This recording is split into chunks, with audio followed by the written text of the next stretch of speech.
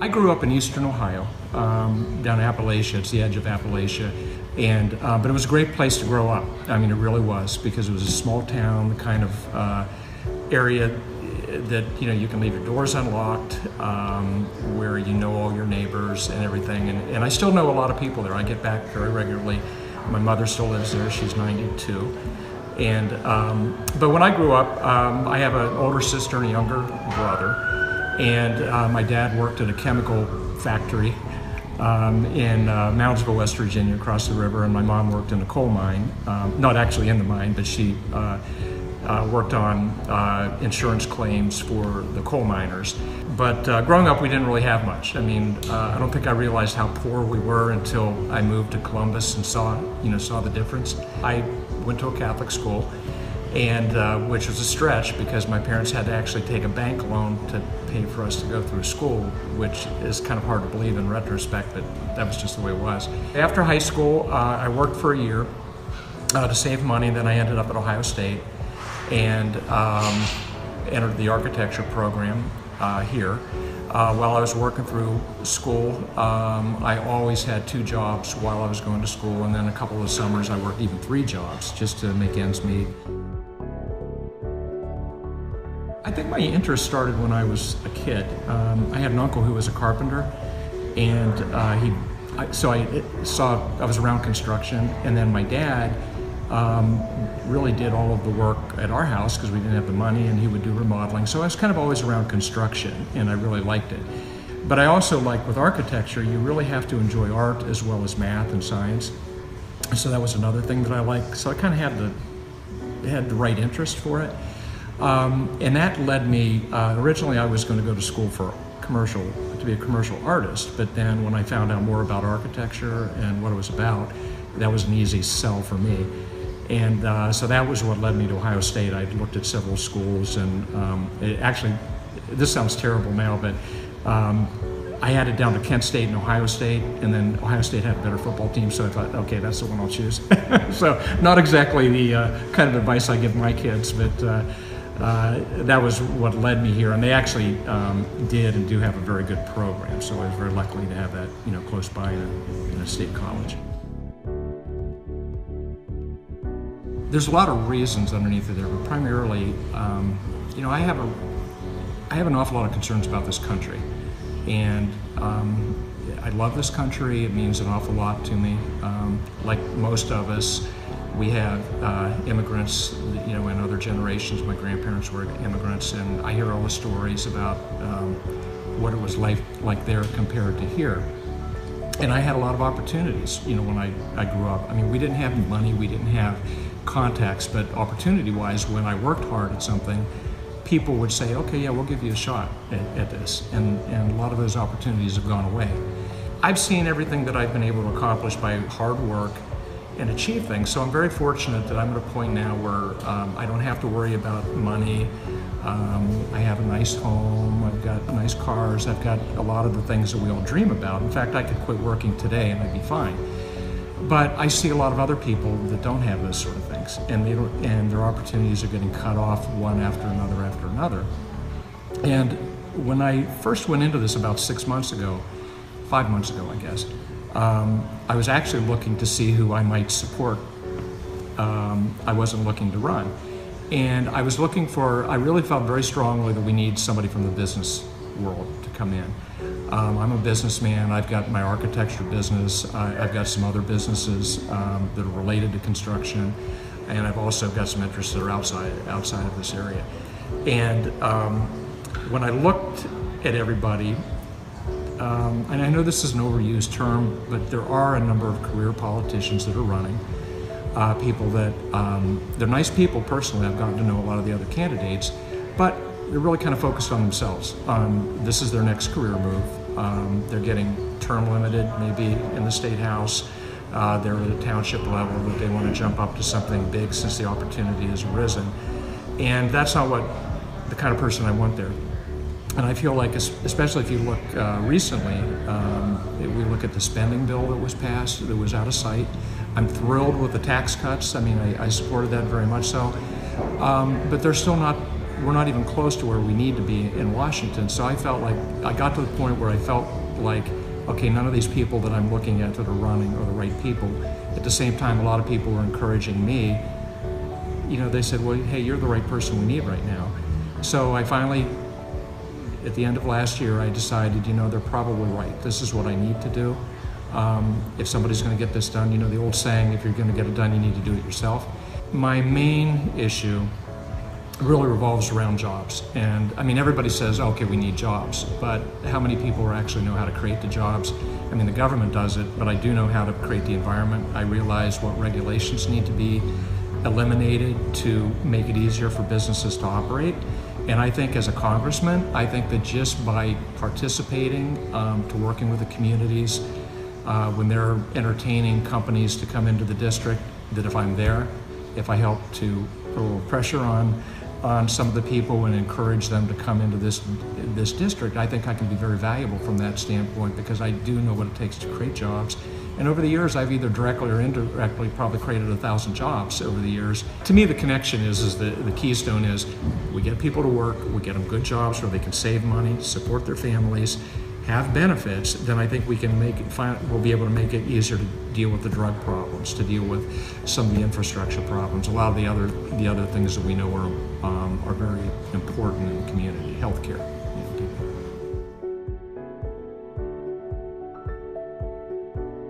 Background-wise, I'm Catholic. My family's Catholic, so that's really ingrained in us from the very beginning. But just from a moral standpoint, I don't need science to tell me that an unborn child is a child, from conception on. So it's something that I've always carried around with me, and it was one of those issues that I didn't have to decide what position I was going to take. I just already had that position.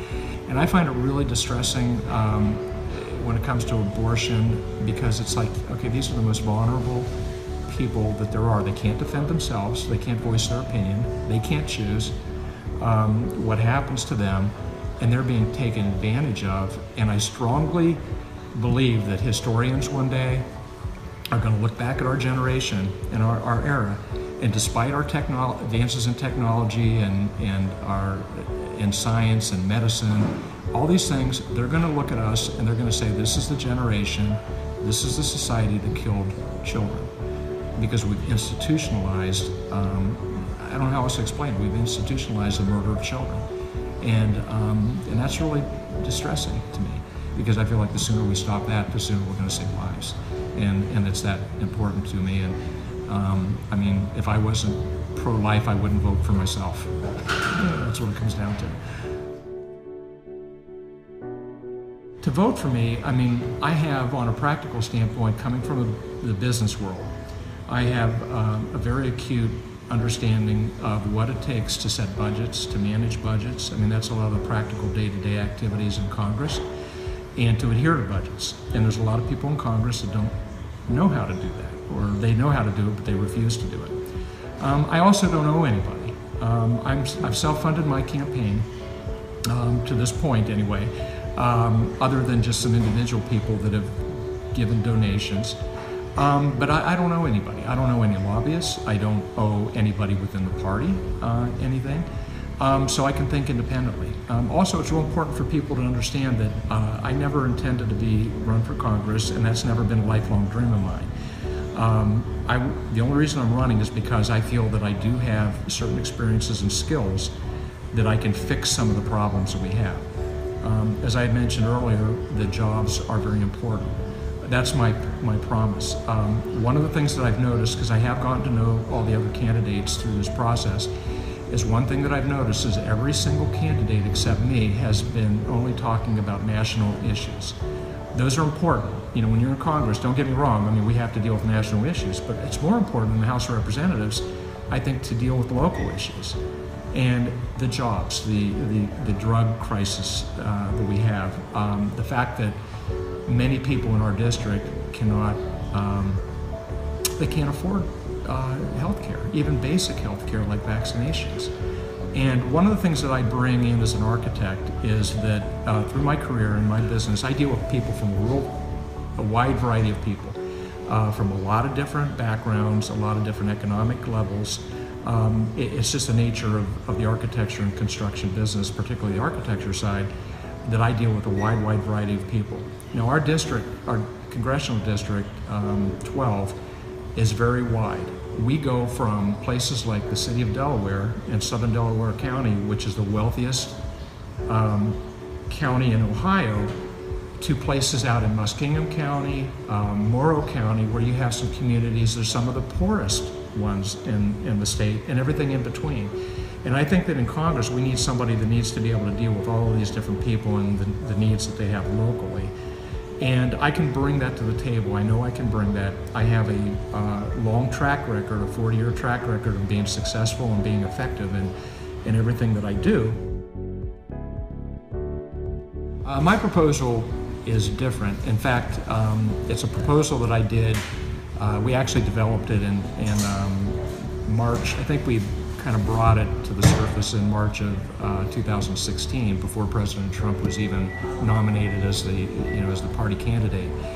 But I'd given it a lot of thought because I had seen some proposals for a border wall over the years, and most of them looked like dreary prison walls, barbed wire, concrete. I mean, the kind of things that they were just so depressing and really would not be the kind of thing that any community would want to have. And then I started thinking about long term. Okay, we have problems and our relations are strained with Mexico. We have drug traffic. There's an incredible amount of crime that, this really has nothing to me, it has nothing to do with immigrants. It has to do with crime. And we have an incredible amount of crime that reaches in 100, 125, 130 miles inland on a daily basis. And I also decided too that when I looked at other countries and even our own country, sometimes when you have really strained border issues and problems, disagreements between adjacent countries, eventually you get them worked through. And for the most part, we've always been on a friendly basis with Mexico, except maybe at the very beginning when Texas was involved. But my belief, I truly believe that one day we're going to have great relationships with Mexico. We're not going to even have a need for border security, or very minimal, maybe like it is with Canada. And you'll notice that nobody worries about Canada attacking us or any serious problems there. But anyway, when I started thinking about this over a period of months, I was thinking, well, I asked the question to myself, is it possible to build a very secure wall that is attractive, that we can be proud of, that can be a landmark structure? Is it possible to build a wall that can pay for itself, not entirely be paid from Mexico, not be entirely paid from tax benefits, but could it stand on its own financially and be sustainable? Could it end up being a destination point? And then also, could it be a connector between the East Coast and the West Coast? And right away what came to mind was like a bike path or a walking path or running path, something like that could be used in its entirety or just in small segments.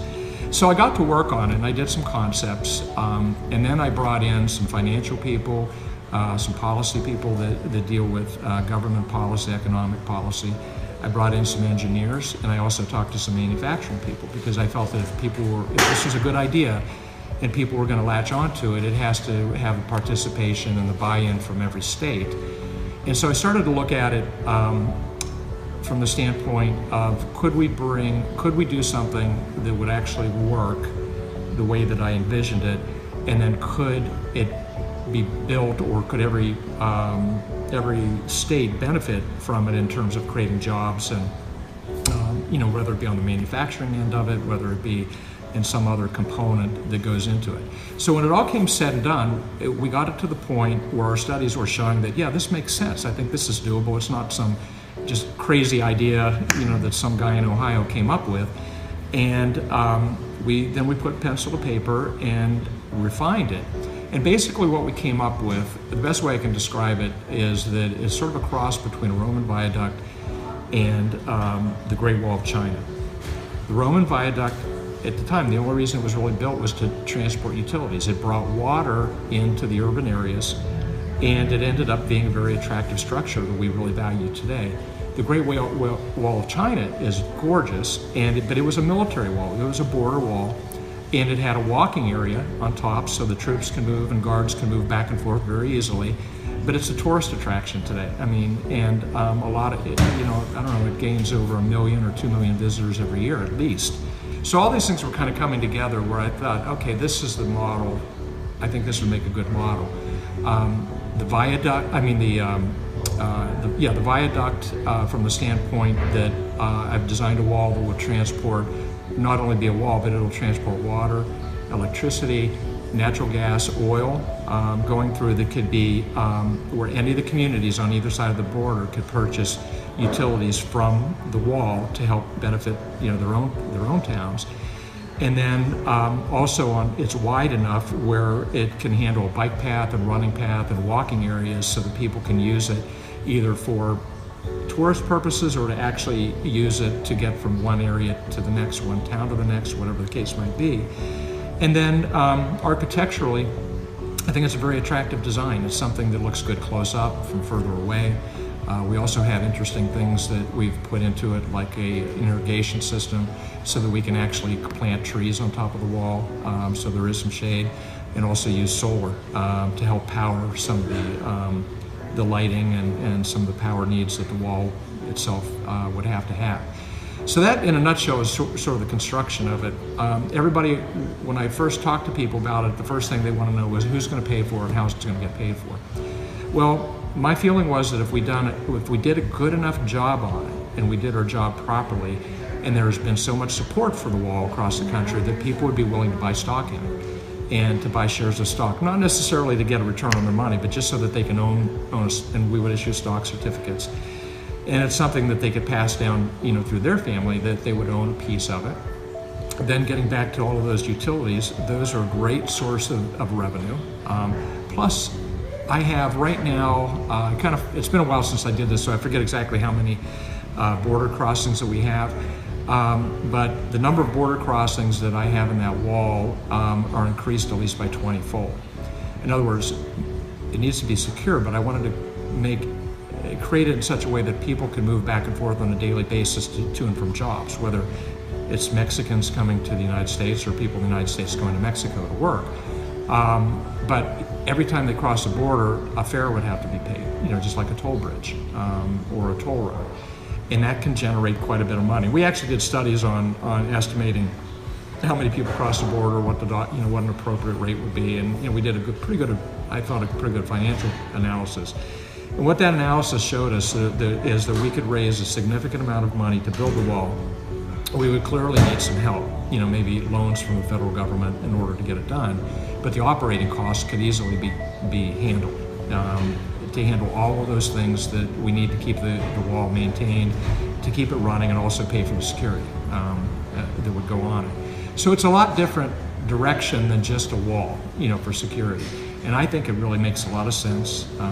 We've gotten an incredible amount of positive feedback on it.